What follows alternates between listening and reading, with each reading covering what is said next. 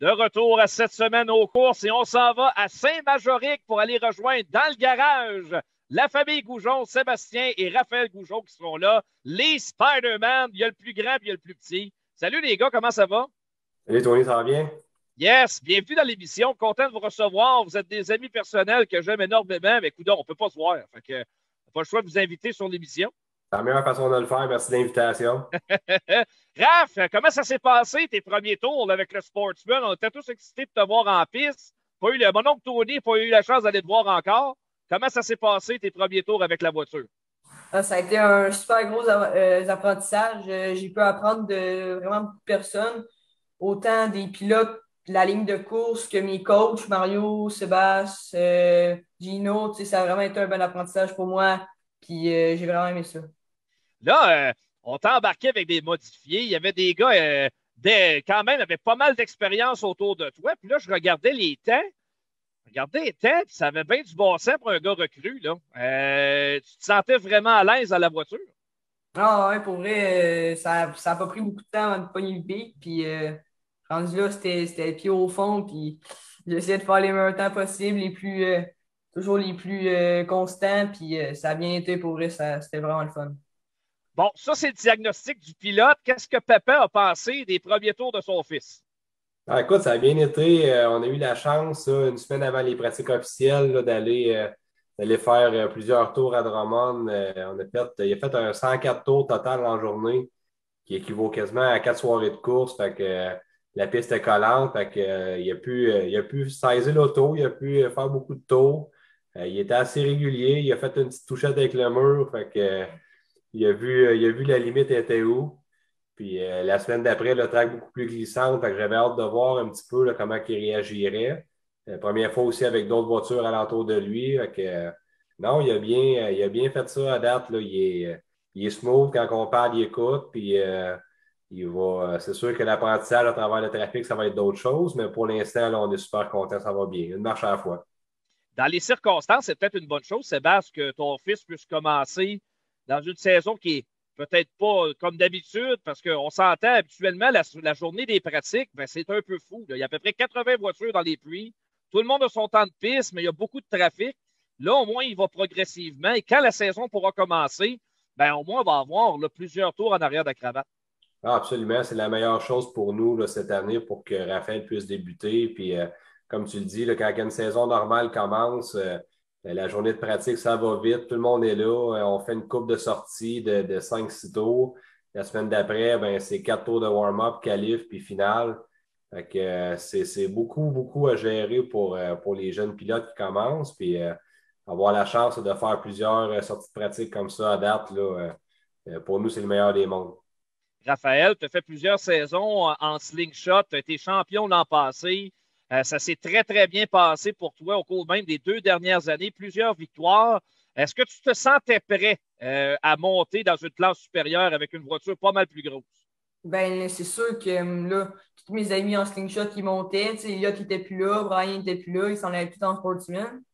Puis je pense que slingshot, ça fait pas mal fait le tour avec les années que j'avais faites auparavant. Puis sportsman, c'était pas mal la classe à venir pour moi. Puis je suis content d'avoir fait le saut, c'est la meilleure affaire. Sébastien, de ton bord, quand tu entends ton fils parler comme ça, es-tu d'accord avec lui d'abord, d'une part, et de l'autre, est-ce que quand on connaît du succès, même à un jeune âge en classe slingshot, on ressent un petit peu la pression de monter, peut-être un petit peu trop rapidement, mais d'un côté, tu ne veux pas perdre ton temps non plus dans la classe inférieure quand tu as déjà dominé. Non, c'est ça. Il y a eu des bonnes années, Raph, en junior. Après ça, il a gradué en senior un petit peu plus rapidement qu'il aurait dû. Puis en partant, ça a bien été. Il a remporté des championnats, il a gagné des courses, il a vécu avec cette pression-là de faire des tours en avant puis de se battre pour des positions de tête. On aurait pu peut-être monter le Sportsman une année avant, mais à 14 ans, je trouvais ça trop vite. Là, il va avoir, ben, dans le fond, il a eu 15 ans le 27 avril. Fait que, à 15 ans, je pense qu'il était prêt. On ne se met pas de pression non plus. Tu sais, on veut qu'il fasse des tours, qui prennent le beat de ça. C'est sûr que là, c'est une grosse année. Il va y avoir beaucoup, beaucoup de nouveaux pilotes en sportsman. Il va y avoir beaucoup de trafic. Je pense que ça va être ça le plus haut au début là, de naviguer dans le trafic. Mais non, je pense il était prêt, puis c'est ça, il vieillit, il est mature. C'est sûr que c'est encore jeune, mais on l'entoure comme il faut, puis on lui donne les bons conseils, puis il était prêt à faire le saut. Moi, je veux faire un petit parallèle familial avec ce que tu as vécu comme enfant, Sébastien, et ce que tu vas offrir à ton fils, et ce que tu es en train d'offrir à ton fils aussi présentement. Alain Goujon, ton papa, a été pilote de course, mais quand même assez tôt dans sa vie, quand il a eu la chance d'asseoir son fils dans un kart, il l'a fait. Est-ce qu'il y a un parallèle pour toi à faire en ce que tu as vécu avec ton père et ce que tu fais avec Raphaël? Oui, absolument. C'est un petit peu le même pattern. La seule différence, c'est que quand moi j'ai commencé en karting, mon père avait mis dans le fond, sa carrière de pilote sur pause. Il avait arrêté ça pour se consacrer juste au karting. Je pense que nous autres, la chance qu'on a justement en terre battue, en ayant plusieurs catégories de tous les âges, c'est qu'on peut le faire ensemble. Je peux encore compétitionner. Raphaël peut compétitionner dans sa classe à lui. On est au même track les mêmes week-ends. Fait que non, je suis content de ça. C'est un beau trip. En plus, on a eu la chance de le faire avec mon père une couple d'années. Puis on poursuit ça. C'est encore la même gang alentour de nous autres. Puis non, c'est un beau trip de famille. Tout le monde il trouve son compte là-dedans. Si Alain est encore avec nous, Sébastien, j'imagine qu'il aurait été bien, bien fier d'avoir son petit-fils à l'œuvre la semaine passée. Ah, je pense que oui. Écoute, c'est sûr qu'il doit watcher ça d'en haut. Puis, alors, écoute, Raph, il a bien fait ça. Puis, il a son ange gardien alentour de lui. Fait Ah il oui. va le watcher, je ne suis pas inquiète. Tu parlais tantôt de la compétition, parce que ça va être une année spéciale, je pense, en sportsman. Peut-être une des plus grosses années de nouveaux venus en sportsman. Puis même, je dirais, au cours des 2 ou 3 dernières années, il y en a beaucoup qui sont arrivés, qui sont encore dans la classe et qui deviennent de plus en plus performants. Je pense que ça va être une année un peu débile où il va y avoir plusieurs gagnants différents. Il y a Evan Racine qui monte en modifié, a été très dominant l'an passé. Qui va prendre la relève de Evan? Je pense que ça va être palpitant au possible de voir ça, la relève du sport qui est dans les sportsmen actuellement. Ah, absolument. Il y a beaucoup, c'est une classe de développement, mais il y a aussi beaucoup de pilotes aguerris en sportsman, puis il y a beaucoup de pilotes d'expérience. Puis on le voit, là, les 10 premiers, souvent au championnat, c'est des pilotes qui peuvent gagner assez régulièrement. Fait que, tu sais, on ne se met pas de pression. Comme tu le dis, il y a beaucoup, beaucoup de voitures. Il va falloir monter les échelons un à la fois. Puis, comme qu'ils ont fait à Granby l'année passée avec, qu'on peut dire, une classe relève, mais dans la même course que les sportsmen réguliers, qui donne la chance à un pilote qui finit des fois 15-16e d'aller à l'avant comme pilote relève. Des fois, ça donne un petit remontant à ces pilotes-là. Puis, c'est ça, on va y aller une semaine à la fois quand les courses vont commencer. On va essayer de rester sur la track le plus de tours possible. C'est le principal. Il faut qu'ils fassent des tours, c'est le secret. Tu te retrouves où mentalement dans ta carrière de pilote présentement, Sébastien? Je veux dire, ton fils monte tranquillement. Le sportsman, c'est pas le même budget non plus que de rouler en slingshot, on s'entend. Tu conserves ton modifié, tu demeures parmi les meilleurs pilotes à Drummondville depuis longtemps. Euh, Comment tu vois ça, là, les prochaines années? Est-ce qu'on te voit encore longtemps en modifié ou bien tranquillement, pas vite, c'est ton fils qui prend le relais? Tu te retrouves où présentement dans ça? Écoute, je pense qu'il va y aller vraiment une saison à la fois. Là, c'est des années un peu particulières. On ne sait pas trop. Les horaires ne sont pas fixes avec le COVID et tout. Même pour cet été, on n'a pas vraiment de planning de fait. Moi, c'est sûr, je vais me concentrer sur Drummond. C'est ma piste locale. C'est là que j'aime performer. Puis c'est là qu'on va bien en général. Pour Raphaël, on va essayer idéalement, pas courser les deux voitures le même soir. C'est sûr qu'on va sûrement faire des sorties à Drummond de temps en temps, dépendamment si l'horaire le permet. Mais non, je vais y aller une saison à la fois. J'ai encore le goût de piloter, j'aime encore ça. On a eu des moments plus difficiles les dernières années, mais l'année passée, là, vers la fin de la saison, ça s'est replacé. On est revenu aux avant-postes. Fait on est confiant pour la nouvelle saison. On reste avec le même setup que l'année passée. On va repartir avec ces bases-là, puis on va voir comment la saison va se dérouler. Raphaël, ça fait longtemps que tu vas aux courses, que tu regardes ton père, que tu regardes mon oncle Normand à l'œuvre aussi, tous les autres pilotes en piste. Puis, je sais que tu es un petit garçon intelligent, puis tu regardes, tu remarques des choses.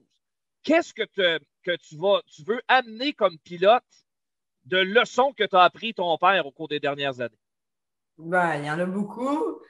C'est sûr, il y a mon père qui est toujours patient, smooth, il attend les erreurs des autres. Puis il y a mon oncle petit Norm au large, pied dans le plancher, mais entre les deux, je pense que je vais plus suivre mon père pour l'instant. Là. Le temps de monter, puis ça a vraiment été lui mon meilleur coach à date, puis c'est lui que je vais suivre. Norm, écoute. Écoute ça, Norm. Je pense que c'est une bonne leçon à avoir. Ça. S'il fait du Normand, Normand va le réparer. Oui, c'est ça. On va envoyer ça à Norm. Il va racheter là-dessus. C'est bon, hein, bon. Les gars, maintenant, la saison, tu as parlé un peu brièvement de tes plans. C'est tellement difficile d'en faire, en fait, pour tout le monde. On ne sait même pas combien il va y avoir d'événements. Mais si jamais, par exemple, on peut recommencer à présenter des événements conventionnels, Granby le vendredi, et système d'alternance avec le RPM le samedi, puis l'autodrome Drummond. Il y a Cornwall, évidemment, le dimanche. Mais comment vous voyez ça, vous, si jamais là, on retourne nos courses presque comme d'habitude? C'est sûr que le planning, si on aurait des soirées, des fins de semaine régulières comme avant, en plus au travail maintenant, on termine à midi le vendredi, fait que ça donne un peu de latitude. On ferait probablement courser Raphaël à Granby les vendredis soirs. Moi, je me concentrerais sur les samedis à Drummond, puis après ça, il resterait à voir les samedis qui sont au RPM, voir qui va y aller ou si on irait en 2 voitures, vu que on se concentre un petit peu moins sur RPM, plus sur Drummond. Mais s'il y aurait des courses tous les vendredis et samedis, ça serait pas mal ça. Un RAF le vendredi à Granby, on aurait la chance de faire des tours, d'être concentré sur lui. Puis le samedi, je pourrais me concentrer sur mon auto à moi. Parce qu'à 2 voitures, en slingshot, on venait à bout de le faire, ça fonctionnait parce que c'était un petit peu moins de travail. Puis Raph, il y avait une couple de petits chums qui donnait un coup de main, faire des pressions de pneus, puis il caressait la chaîne tout le temps. Tant qu'il n'y avait pas de bris, c'était correct. Mais en sportsman, ça va demander un suivi pour garder ça sécuritaire. Fait qu'on on veut pas couper les points ronds non plus. Oui, c'est normal. À un moment donné, tu veux regarder ton fils à l'œuvre aussi. Hein? Je pense qu'un pilote doit être un pilote de course avant toute chose et pas avoir à se stracasser non plus sur des facteurs externes parce que ça peut devenir assez dérangeant. Le sportsman est modifié bien souvent, c'est un après l'autre. Tu vas vouloir te consacrer entièrement lorsque tu vas courir et quand Raphaël va le faire aussi. Là. Absolument. Les soirées de course, c'est quand même vite passé quand on a une auto à s'occuper. Puis d'une session à l'autre, oui, des fois, on a des petits breaks, mais ça va assez rapidement. Fait que le faire à 2 autos avec sensiblement la même équipe pour les 2 autos, c'est beaucoup de travail. Fait qu'on va essayer de se concentrer une voiture par piste. Puis si on a la chance d'y aller les vendredis et les samedis, comme on a déjà fait il y a plusieurs années, on va le faire, c'est sûr. Sébastien, c'est un gars fidèle. Tu es un gars fidèle dans tous les sens du terme.